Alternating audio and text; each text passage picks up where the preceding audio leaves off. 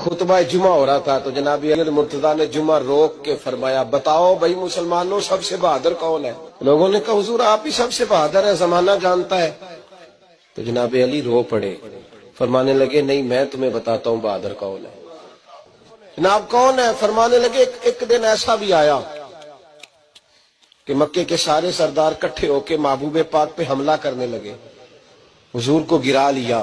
میٹھائی کھانا صرف سنت نہیں، پتھر کھانا بھی سنت ہے، صرف حلوہ کھانا سنت نہیں، پتھر کھانا بھی اس سنت کو بھی ادا کرنا۔ کہتے ہیں تھوڑے سے میٹھے چاول بھی کھا لو، کھانے کے ساتھ سنت ہے۔ میں نے کہا بھائی کبھی کبھی پتھر کھانا بھی سنت ہے، اس پر بھی توجہ کریں، اس کا بھی تھوڑا خیال فرمائیں۔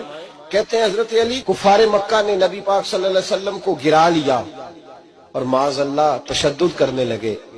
فرماتے ہیں کوئی زور زور سے پکار رہا تھا، میرے کانوں میں آواز آئی جب میں گھر میں تھا، کوئی زور زور سے پکار رہا تھا، اور وہ کیا کہہ رہا تھا؟ کوئی ابو بکر کو خبر کرو، کوئی صدیق اکبر کو بتاؤ کہ قریش مکہ محبوب علیہ السلام کو تکلیف دے رہے ہیں، بتاؤ۔ حضرت علی کہتے ہیں جب تک میں باہر نکلا تو میں نے ابو بکر کو دوڑتے ہوئے دیکھا، صدیق اکبر کے پیروں میں جوتا کوئی نہیں، سر پہ ٹوپی کوئی نہیں، تینوں لب دیا آپ گواتے، سانو اپنی خبر نہیں کوئی۔ کہتے ہیں بھاگتے جا رہے ہیں، اور پھر جب صدیق اکبر پہنچے تو میں دوڑا آ رہا تھا اور منظر دیکھ بھی رہا تھا کہ ابو بکر صدیق نے ایک کافر کو ادھر پھینکا، دوسرے کو ادھر پھینکا، تیسرے کو ادھر، اور ساتھ ساتھ فرماتے جا رہے ہیں ظالموں اسے مارتے ہو جو تمہیں جنت کا راستہ دکھاتا ہے، ظالموں ان پر تشدد کرتے ہو جو تمہیں جہنم سے بچاتے ہیں، جو تمہیں اللہ کا قرب دیتے ہیں، جو تمہیں دنیا کی آزمائشوں سے بچانے آئے۔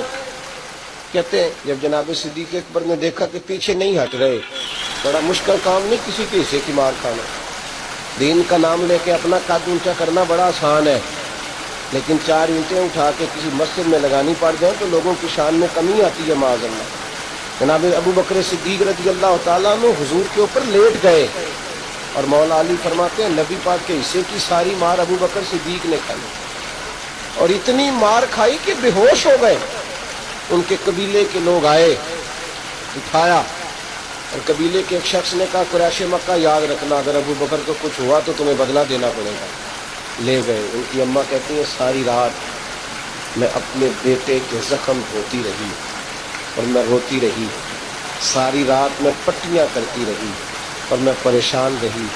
برادری ساری اکٹھی تھی کہ ابو بکر کو ہوش آئے اور وہ بتائیں کون کون شامل تھا تو ہم بدلے کی کوشش کریں۔ والدہ کہتی ہیں میرے دل میں خیال تھا کہ ابو بکر تو جب بھی اٹھے گا پہلا نام محمد عربی کا لے گا صلی اللہ علیہ وسلم، تو یہ تو ناراض ہو جائے۔ کہتی خیال تھا کہ تھوڑی دیر کے لیے اپنے محبوب کا نام کبھی معاذ اللہ نہ لے، برادری اکٹھی ہے، میرے دل میں خیال تھا، لیکن کہتے ہیں وہی ہوا۔ حضرت سیدنا ابو بکر صدیق کی آنکھ کھلی اور حضور کا پتہ بتاؤ۔ اماں کہتی ہیں میں نے کان میں ابو بکر ذرا ٹھہر جا، برادری ساری اکٹھی ہے، تو حضور کا نام لے گا تو چلے جائیں گے۔ تو کہتے ہیں ابو بکر اٹھ کے بیٹھ گئے، کہنے لگے جس نے بیٹھنا ہے بیٹھے، جس نے جانا ہے جائے۔